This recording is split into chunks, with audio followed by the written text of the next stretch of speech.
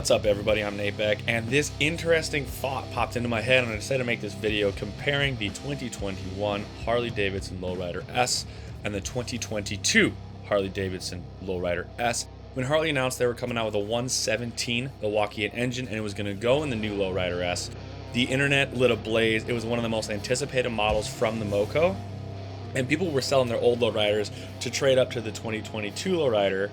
And it dawned on me that might not be the best choice. So let's dig into some of the facts and figures, break down the differences of these bikes, and decide if that is the call or if actually there is more value in a 2021 or 2020 Lowrider S. So here we have the 2021 Lowrider S. Keep in mind these are both media bikes. I don't own either one of them.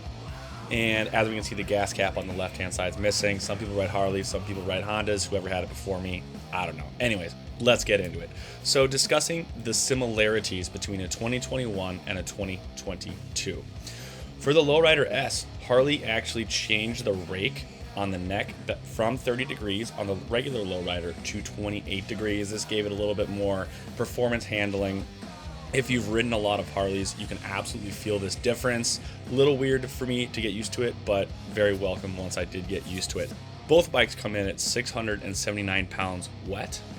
The wheelbase on both bikes is 63.6, and they both have 5-gallon gas tanks. Now, the difference is, obviously, as we can see, this is a 2022 Lowrider S now right here, and they have moved the gauges from the classic tank onto the bars with your tach and a digital speedometer. The styling department stated this is because, as you're riding this bike is really made for performance, and the people that ride this are not going to want to look that far down to see what their RPMs are at, what speed they're doing. They need a little bit quicker glance to get the information they need, hence the move to the handlebars. Now, I have ridden both of these bikes. Obviously, I do like having it a little bit higher up. I don't have to look as far down, but that being said, nostalgia factor for me is a big one, and I preferred the styling of having the gauges on the tank.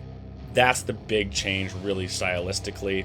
Now actually getting into the motor. They're both powered by the Milwaukee 8. However, the 2021 version is a 114. The 2022, like I said, is the 117, increasing the cubic inches by 3. What does that do to horsepower and torque? 2021 Lowrider S, 100 horsepower, 119 foot-pound torque. 2022 Lowrider S, 103 horsepower, 125 foot-pound torque. It is noticeable if you've ridden them both quite a bit, however, not that much.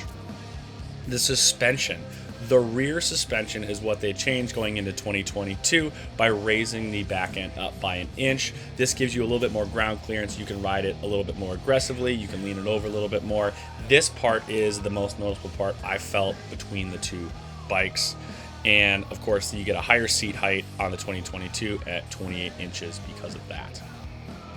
So now the question is the 2022 the better bike, or is the 2021 Lowrider S the better bike? Now, obviously, the core consumer for this bike is going to be someone that wants performance, they want to go fast, and they want to be able to turn fast. Now, this is my point. I think the 2021 is actually the better call because you can buy a 2021 Lowrider S with low miles for around 18,000. I was looking on Cycle Trader.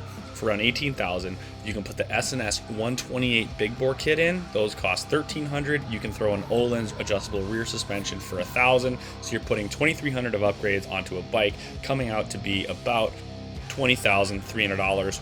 Or you can get a 2022 Lowrider S for about $20,000. Mind you, the MSRP is $17,530, but good luck finding one for that price. So what I'm saying is you can get a Lowrider S with a 128 for the same price as a 2022 Lowrider S with a 117 and be able to go faster, turn just as hard, have an adjustable rear, and the nostalgia with the gauges.